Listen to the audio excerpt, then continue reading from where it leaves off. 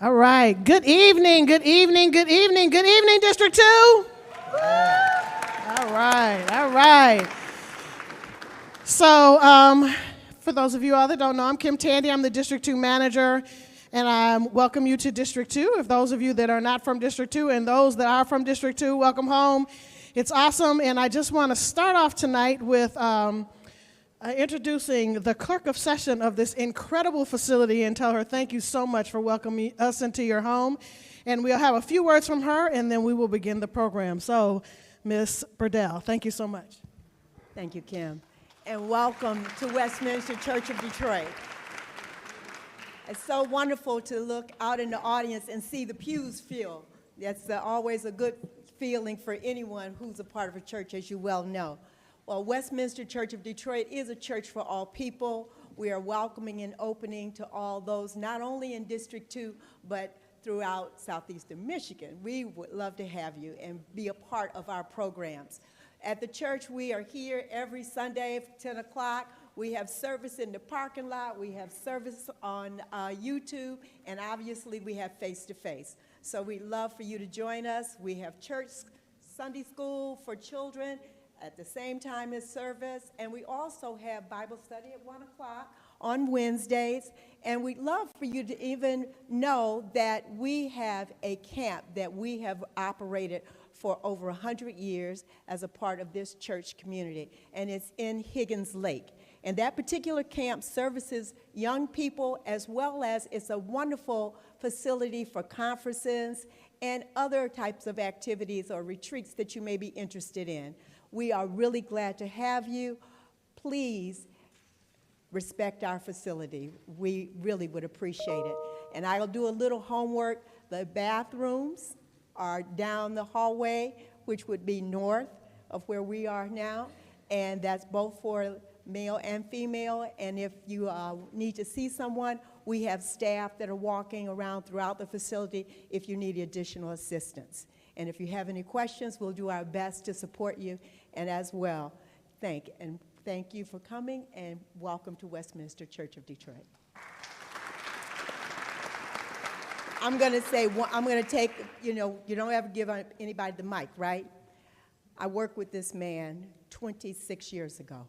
It's good to see you again, Mayor. All right, so thank you again. We appreciate you. And so I just wanted to introduce the rest of District 2, Sean Davis, which is our deputy manager. And I don't see Tanisha, who's our business liaison. And then without further ado, we want to bring up our incredible mayor, and we will have a great presentation. Thank you. All right. Well, thank you. Kim Tandy is now 10 years as district manager in District 2. Give her a hand.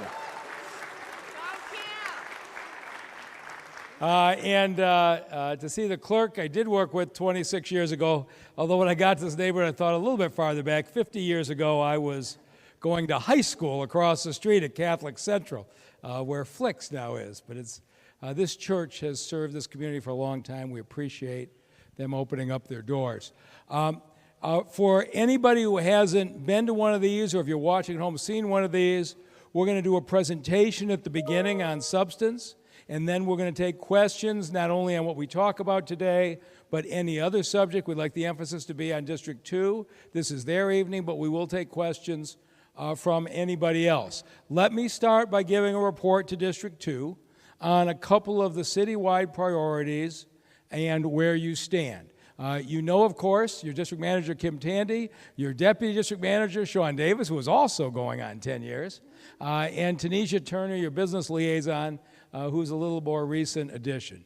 And we are really pleased about the neighborhood police officers who are integrated into all of our communities, and the NPOs from the 8th Precinct, the 2nd Precinct, the 10th Precinct, and the 12th Precinct. District 2 covers a lot of different areas, and they have truly become a part of the community. It's a different way of policing, and we're going to talk today about a different means of violence prevention. But first, I want to update you on what is happening right now in your district, and that is the City of Detroit's effort to not just talk about climate change, but to do something about it. We all know the effects after this last year. I don't know how anybody can deny the effects of climate change. We at the city are committed to converting all of the city buildings over to renewable energy. We aren't just going to talk, we're going to act. That requires 250 acres of solar panels to power all of our buildings. And what you're looking at here is a picture of O'Shea Park at 96 and Greenfield, the first neighborhood that did this in 2015, and the folks who are paving the way. And so in June, I announced that we were going to invite neighborhoods to go ahead and propose solar parks in their neighborhood. We're not going anywhere where the neighborhood does not step forward. We've now got 19 neighborhood groups, and there are meetings going on, several every week, to decide whether to put a plan in and how that plan would work. And these red drawings of the 19 areas being discussed, they're all across the city. But here in District 2, there are 3 sites. And if you live in one of these areas, it's really important you come out to the community meetings. One of the site is in the Griggsdale neighborhood, east of Woodward and south of 7 Mile. And the other 2 neighborhoods are just south of State Fair. The sites south of State Fair have the potential to be one of the largest solar fields in the city, and that could mean enormous benefits to the residents who live there. So these are the kinds of acreage that we're looking at, areas that are usually the site of illegal dumping and other illicit activities. These are the boundaries the neighbors have proposed to us. And so here's the proposals that we have in now at least being talked about. We need 250 acres. The areas that are proposed have 860 acres. I mean, this is tremendous support from this city to do this. And the acres they propose average less than 1 owner-occupied house per block. We all know what kind of areas those are, and you have until October 31st to put your proposal in. If you want to be considered, you put it in by October 31st. You don't put it in, nobody's going to come knocking on the door. This is purely voluntary. And then we're going to pick probably 8 or 9 of the 19, the best proposals we get for 250 acres. If you live near one of these areas, the area adjoining these solar fields is going to get $25,000 an acre for community benefits. And the neighbors are going to decide what that community benefits proposal is. And so we've got groups who are saying they'd like to have a new park in their area. When we built the site, the old fairgrounds, we put in the Amazon Center and the like, we built 2 new parks. That's what the neighbors wanted. State Fair Park right south of Amazon, and then Charleston Park just to the east. That's what the neighbors wanted in that case. But we're also having a lot of neighbors say, we want to do energy efficiency improvements to our houses, new furnaces, new windows, that you could do home improvements if that's what you choose. Some are saying, we'd like to have solar-powered homes and use the benefits to potentially do solar power and cut my monthly electric bill. Some are saying, just give me a generator for when the power outage comes. And so we are going to see what comes out of this. The benefits are for neighbors who live up to 2,000 feet from the solar park, but the neighbors are going to define the exact boundaries. And so if you have a 25-acre site, you could have 625,000. What's being talked about south of State Fair, there could be $1 million to $1.5 million in community benefits for the neighbors in that area. So please, if you live over there, show up to the next meeting, express your opinion about whether you want it and how the benefits should be proposed. If you live inside the boundary, and the city is going to have to condemn the property because we're going to have to take all the land in the boundary. And so if you live in there and you're a landlord or you own vacant land, you get fair market value for your property. If you're a renter who lives in there, you get 18 months free rent, plus we will pay to move you to a comparable home somewhere nearby. So far in our conversations, pretty much all the renters want the 18 months free rent to pick another place. That's not being a hard part of the conversation.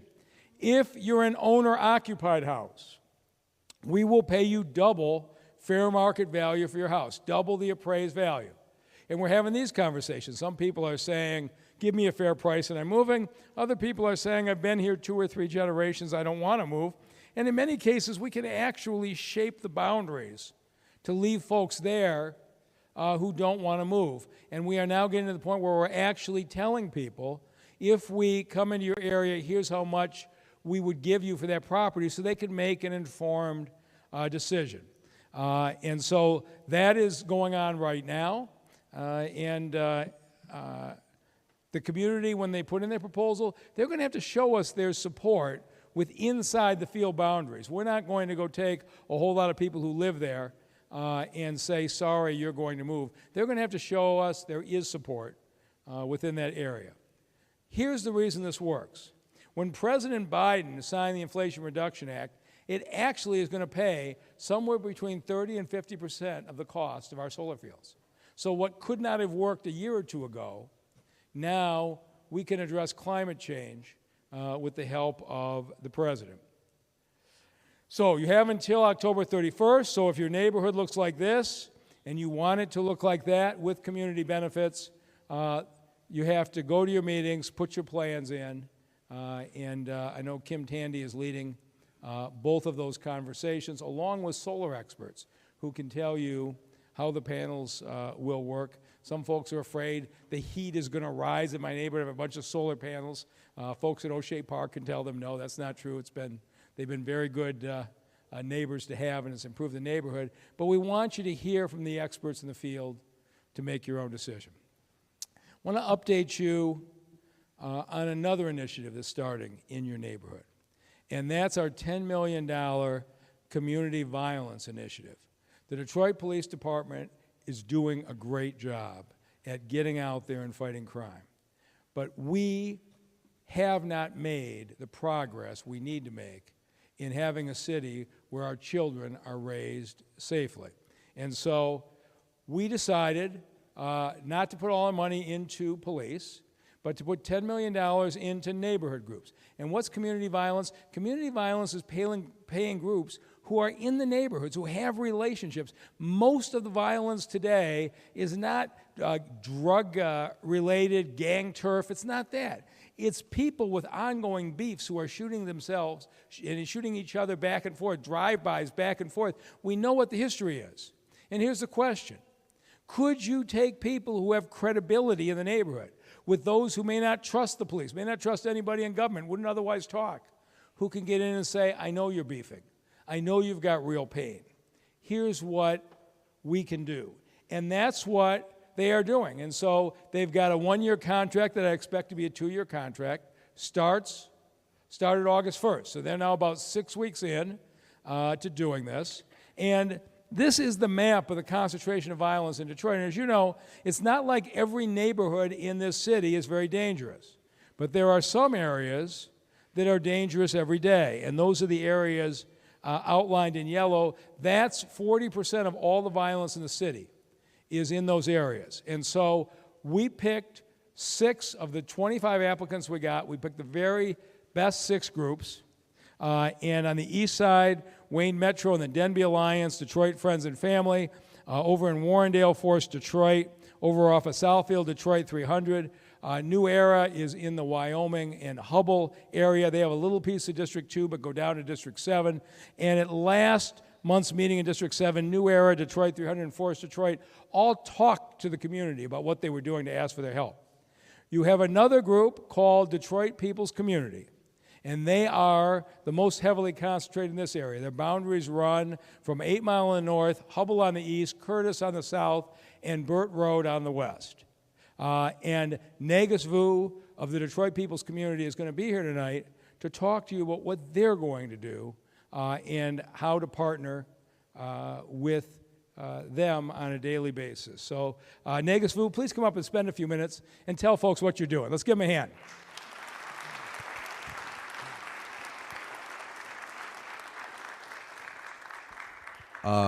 Well, first, I want to thank the mayor and staff, Todd Bettison, for allowing us to speak, and I also want to thank the church. It's been a pleasure. We are Detroit People's Community. Some know us as the People's Action. We started in August 1st. We've been in the 7 Mile and Greenfield area already, so some of you are probably familiar with that. We're going to be doing a lot of community work. We do a lot of cleanups. We got a program called Adopt a Block. Every bi-weekly on Sundays, we do cleanups. We serve food. We survey the community. Right now, we're doing a lot of patrolling at night on Friday, actually Sunday mornings and Saturday mornings. We're doing that because those are the peak hours of when crime is happening between 2 a.m. to 5 a.m. So we're out there doing patrols. We've also been able to intervene with a lot of domestic disputes. We're also building a relationship with at-risk and high-risk individuals.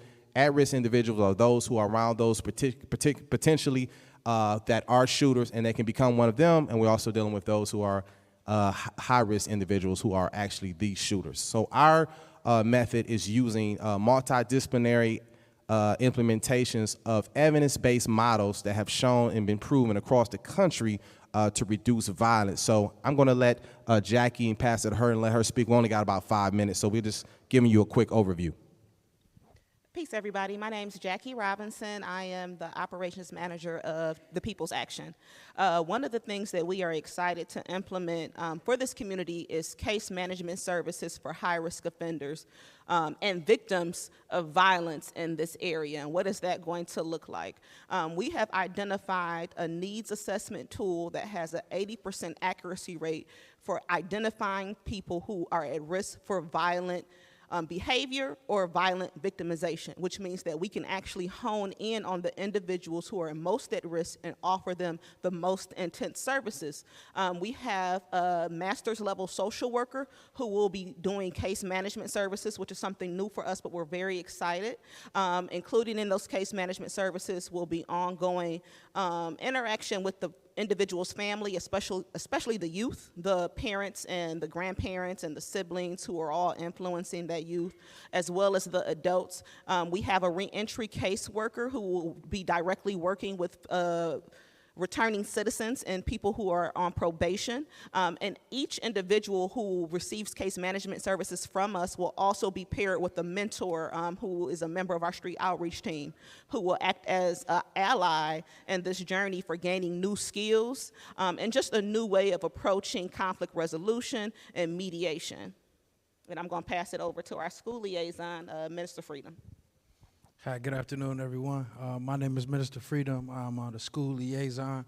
Another part of what we're doing, and Vu also mentioned it, we're working to implement the cure violence model that we're dealing with in all of our area schools. So this includes our high schools, middle schools, and in some cases our elementary schools throughout our entire target zone. And our goal in working with those schools is to be able to help them with those students whom they identify as the most at risk for violence, who families have been a victim of violence or may have been a victim of violence, and wrap around them with additional services, emergency support, family support, and even taking some of those individuals and taking them on field trips, taking them outside of the community, exposing them to new opportunities and new venues to help broaden their horizon and make an impact the best way that we can. We understand a lot of times a lot of the issues that happen in our communities, especially at the high school level, start in the schools. So our goal is to help them be able to extend their reach and work together as a team to conquer all of the issues that we face with some of our most at-risk youth and at-risk people in our community. If you would like to follow us or support the People's Action, you can find us on Facebook, Instagram at The People's Action, or check out our website at thepeoplesaction.com. Thank you. Thank you to the city and everyone here. Thank you. All right, it's going to be exciting to see what you do. They have largely been doing this before, volunteering their own time. Now they've got resources to hire outreach workers and have a continuing presence. And to Todd Bettison, who has put this all together, thank you to him. The next thing that we're going to be talking about, I hope for the next 5 months in the city, is what we're going to do with just about the highest property taxes in the state of Michigan. And we've got a plan to try to address it, and we're going to be talking about it in lots of meetings, because at the end of the day, the people of the city are going to get a chance to vote, to decide what they want to do with their tax structure. And so this is the land value tax plan. Simple terms. If it passes, It's going to cut the average tax bill for Detroit homeowners by 17%. All right? How do we pay for it? If the homeowners are paying less, somebody's paying more. It's the speculators on the abandoned land, the speculators who own the vacant buildings, the people who own the scrap yards, the people who own surface parking lots, the people who have the land that has not really been developed. Simple concept, but we got a few steps we got to go through to get it. And so it is my hope that this will be placed on the ballot for you to decide in February 2024 during the presidential primary. And here's the timeline that we're talking about. Right now, we are in Lansing. We're in the State House. We hope to have it out of the House by the end of September and out of the Senate by the end of October, because the state legislature has to give the city the right to do this. If they do, it goes to City Council in November, and City Council decides whether to place it on the ballot. And if City Council votes in November to place it on the ballot, it goes before the voters in February. We have to do this if we're going to have the tax cut take effect in 2025, because your notice of assessments for 2025 come out in February 2025. If we don't pass this in February 2024, Alvin Horn and the assessors don't have the time they need. So this is going to be a sprint. Everybody in Lansing understands that if we don't get this out of the legislature by the end of October, it's dead. City Council understands they've got to act in November. And then it's my hope, and this is what I think most people in Lansing are agreeing on, this shouldn't be a decision of the legislators. It actually shouldn't be a decision of the City Council or the mayor. It ought to be a decision of the voters of the city of Detroit. And that's what we're trying to get to. So I want to start by thanking our sponsors. It is very tough to pass something through Lansing. They've got a huge agenda right now, but State Representative Stephanie Young has been the lead sponsor, Representative Karen Whitsett, Representative Tyrone Carter, and Representative Alabas Farhat are all sponsors of these bills, and they are pushing very effectively, and Speaker Joe Tate has been absolutely terrific in supporting this from the beginning. We are very fortunate that we have the Speaker of the House from the city of Detroit, and that gives us an advantage that we otherwise probably wouldn't even be trying. So how does it work? Well, let's start with our taxes. It's not going to surprise anybody to know that Detroit's taxes are out of line with our neighbors. Now, we aren't quite the highest, but we're pretty close. And you can see, if you are a homeowner, you have a personal residence exemption in the city of Detroit today, you're paying 67 mills. If you're in East Point at 64, and if you're in Warren or Ferndale or Southfield, you're around 56 or 57. And then Grosse Pointe and Dearborn are in the low 50s. This has been an inequity that has been in the city of Detroit for as long as I can remember. And this is kind of a chart that shows you where we are. The red cities are cities that have a tax levy over 60 mills. They're the highest tax levies in the state of Michigan. The blues are our neighbors. They're between the 50s and 60s, Ferndale, Oak Park, Southfield, Warren, Grosse Pointe. And that is the inequity that is causing us to take on this issue. Could we change this so that our taxes are comparable to our neighboring communities? So, when you pay your 67 mills, here's where it goes today. 20 mills goes to the city of Detroit for operations. 7 goes to Detroit for debt. 6 goes to schools for operating. 13 for schools for debt. 17 to the county. That includes the community college, the intermediate school district, the DIA, et cetera. And then 4 in the library commission. So today, buildings and land are both taxed at the same rate. So when you write your tax check today, the building, your house, is taxed at 67 mills.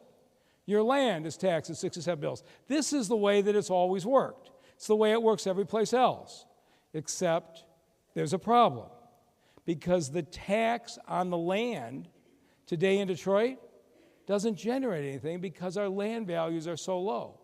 And what that means is they keep raising the taxes on your home and on your building. And so you know what we're dealing with. there is so much vacant land in Detroit that it's now valued at close to zero. We've got thousands of vacant lots available for an average of $500. This is the way much of the city looks. Now, if you were to buy a vacant residential lot in the suburbs, it would be closer to $5,000. Some suburbs, it's a lot more than that. And so because our land doesn't have any value, when you levy the 67 mills on it, you don't get enough revenue. So what do? Raise the tax on your house. We've got 30,000 neglected lots held by private owners, private individuals who have done this. And the average tax that they are paying is $30 a year. And so, okay, so why don't we start to escort the folks out who are going to disrupt everybody else. How many folks here would like to hear the presentation? All right. So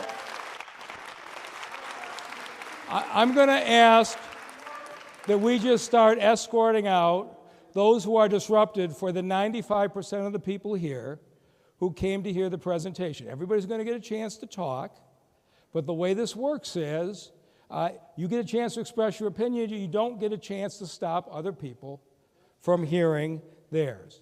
So these 30,000 individuals pay $30 a year. That's it for all these lots.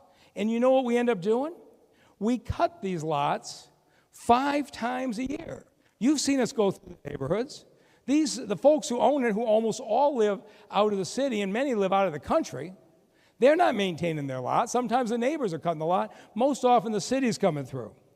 And we are spending $5 million a year to pull the illegal dumping out of these neighborhoods. And my point is it fair for these folks to only be paying $30 a year in taxes? Or should we raise the tax on the land and decrease the tax on your homes? That's the question you're going to get a chance to decide. So why do these 30,000 people pay $30 each year at tax time for land they don't do anything with? It's like a lottery ticket. They know I can pay $30, and if somebody wants that, they're going to pay me a lot of money. I'm going to show you just one owner. This is one individual who does not live in the city of Detroit. He owns 261 vacant parcels. Every one of those red dots is a vacant parcel that he owns. He owns 22 acres all across the city, and he pays $6,500 in taxes for 22 acres. We have made it cost effective for him, and he sits and wait, and if somebody wants to come in and do a project in his neighborhood, he can demand a huge amount of money. This has been happening all over the city for decades, and so I'd like to do something about it. So here's our plan. Cut the average tax bill for homeowners by 17%. We'll cut the taxes on every building and improvement in the city by 14 mills, and we will double the taxes on the land. Is that a fair thing to do? So here's what it would work on your tax bill if you vote for this next February. You see the Detroit operating mills that are 20 mills today? You would vote in February to knock it down from 20 mills to 6 mills. And you would only be levied 6 mills on your house, which would bring your overall levy on your home to 53 mills. This is our proposal. At the same time, we're going to double the tax on land. And the effect of that is, for most homeowners, about a 17% cut in your taxes. And it's automatic. You don't have to fill out any special forms. You don't have to call anybody at City Hall. You don't have to do it every year. You get a 14 mil cut on your home, on your bill. Now, what that means is the 70% is an average. But think about what we're doing. It will vary from house to house. So when you cut the tax on the house and you increase the tax on the land, if you have a large house and a little lot, you'll tend to get more than a 17% cut. If you have a small house on a big lot, you'll tend to get less than a 17% cut because you have more land that's being increased. But 97% of all Detroiters will get some cut. Representative Stephanie Young, before she responds to the bill, said to me, 97% is not enough. I want to be sure 100% of Detroiters, not one Detroiter, gets a tax increase. And so she put a provision in the legislation she introduced that guarantees no homeowner in Detroit gets a tax increase as a result of the land value tax.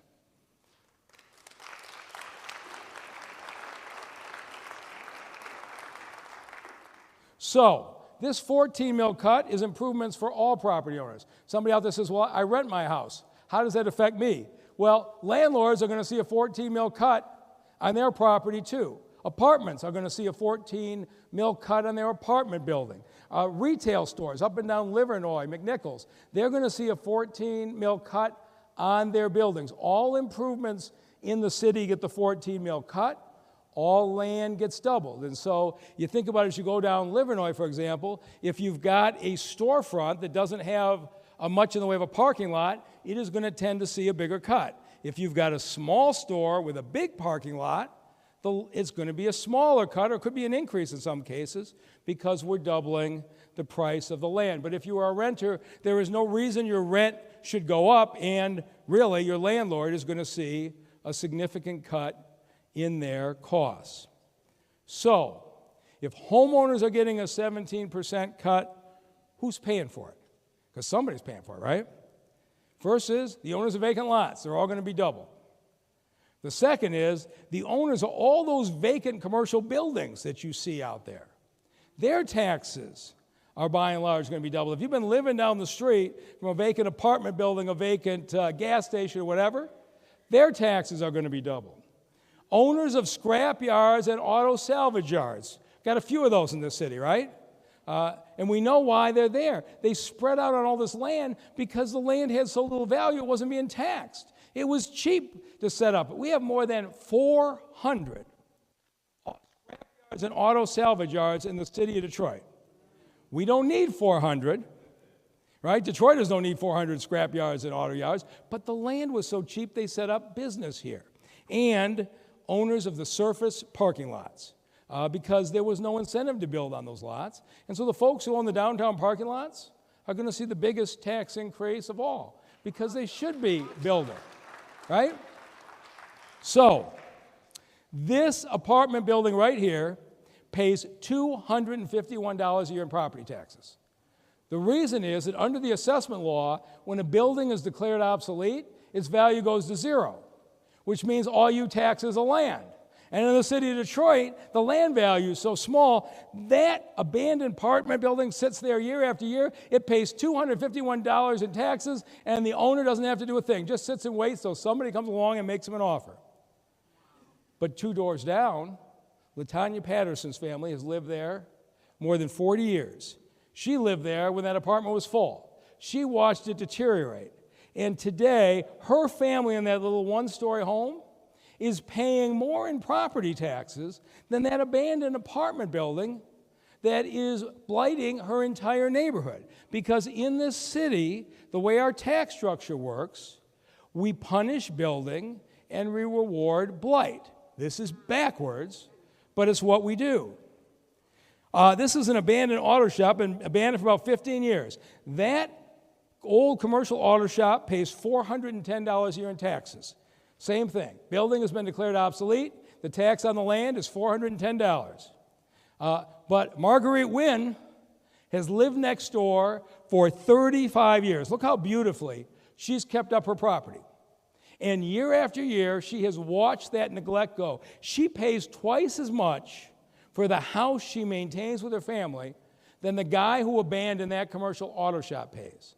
I want to double that guy's taxes. I wish I could do more, but I believe they should pay more than their fair share. That's what this proposal is about. And so these folks who have been there 30, 40 years who say that, this isn't the beginning of this. 50 years ago this month, in 1973, there was somebody else who talked about this. Coleman Young, in 1973, was running in his first campaign for mayor. And here's what he said on the campaign trail. Right now, Detroit's tax structure rewards people who let their properties run down and penalizes those who build it up. Crazy, isn't it? 50 years ago, Mayor Young said we can't reward people who are letting their properties deteriorate. We haven't been able to fix it because of the state law up until now. But you are going to have the opportunity, I hope this February, to say what Mayor Young said, this is crazy, let's change it. So, scrap yards and auto yards, they're going to see their taxes go up by an average of 50% under this plan. And you can see how much land they've chewed up. I don't have anything against them. They're running legitimate businesses, but they're taking up a whole lot of our land and not paying, in my judgment, their fair share in taxes. And we have more surface parking in downtown Detroit than almost any downtown in America. Why? Because the taxes are so low, there's no reason to build on it. You can make money just parking cars on the surface lots. Under this plan, we're going to double the tax on the land, but they'll get a 14-mil break if they build up. We could start to be like other cities and see more development on this land instead of surface parking. Do you think we should have fewer parking lots and more development in our community? That's the question that we're going to face. Now, here's the advantage of having Representative Stephanie Young, who was a district manager. Before she would introduce this bill, she asked 100 questions, and she made all kinds of improvements. And she says, I want 3 protections in the legislation, and she put all 3 provisions into her bill. First, she said, I'm going to protect side lot owners. Second, she said, I'm going to protect urban farmers and community gardens. And third, she said, I'm going to protect property owners who have an NEZ. And so Representative Young sat down with our lawyers, and here are the 3 protections that are in her legislation. If you are a side lot owner, and now we've had 25,000 side lots in the city that the land bank have sold a neighbor for $100. And that was a great thing. And Representative Young's point is, we're not going to come back now and say, you're going to get a tax increase, right, because you took care of that side lot, right? All these folks, many times they were cutting that lot next door ahead of time. Now they put a swing set on it, they put a garden in, they fence it off. And so here's what we're going to say. Here's what's going to happen. The average homeowner is going to save $184 to that 17% cut. That's the average. The tax on an average side lot is going to go up $26. It goes up from 26 to 52. So you can see very few people will get a tax increase because of their side lot. But Representative Young said, but we have people who bought 2 and 3 and 4 side lots, right? They bought side lots at each side, some bought a side lot behind. And so she put in a provision that guarantees up to 4 side lots if you bought. Not only are you going to have no tax increase on your house, you're not going to have an overall tax increase on your land up to 4 side lots guaranteed. And that is just about everybody in the city. And I thought that was a fair thing to do. And I think it makes people feel a lot more comfortable. Then, urban farms, community gardens, community space, over the last 10 or 15 years have become a really important part of this community. Lots of folks have invested a lot of time, and Tipfira Rushdown, our new director of urban agriculture, was part of the Black Farmers Fund that helped to fund a number of the expansion of these farms. She came in and said, whoa, whoa, whoa. We didn't go put all these farms in to have you double our taxes on us. We have the neighborhood beautification grants, where the neighborhoods are taking former land bank property and they're putting gardens and parks in. They said, wait, we can't have our land doubled. And so what we have done is put in language that says urban farms, community gardens, community spaces, they're treated as community assets. They get no tax increase under this plan. They're all protected.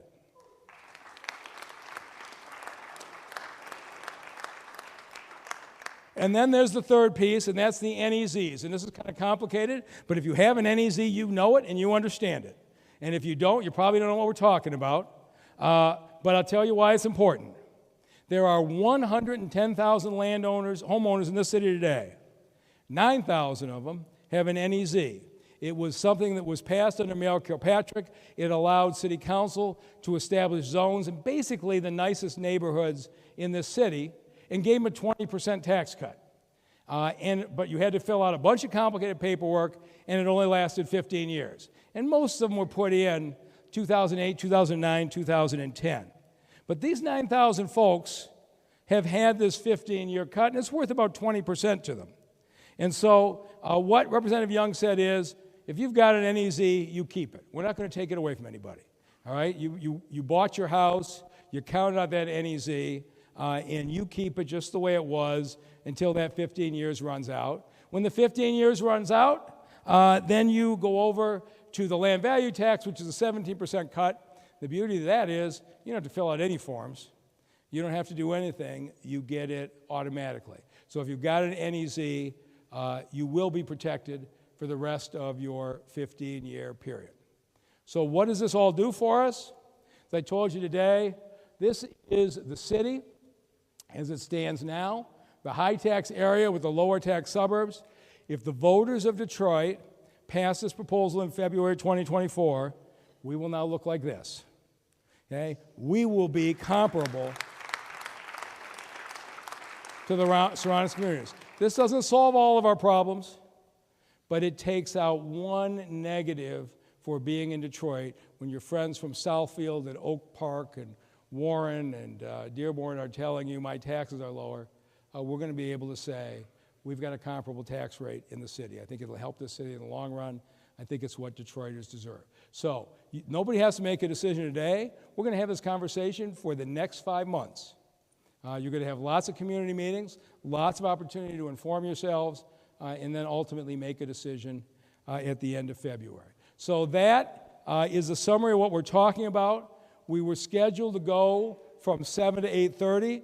We've taken up about a half hour, so I don't want to cut short questions. So we'll go to 9 o'clock to make sure we can get the questions in. We'll take one from the audience, one from the folks at home. We will alternate back and forth. So if you're on the phone, by now I think you know how to raise your hand on the computer or press star 9 and let us know who you are and where you live. So let's start with, where are we setting the lines up, Kim? You have a line on this side, and we've got a line over on the far side. So start by telling us your name and what neighborhood you live in. And we've got a 60-second limit. We're going to try to get to everybody, so whether you're in person or on the phone, you'll have 60 seconds to ask your question or make your point. Which side do you want to start on?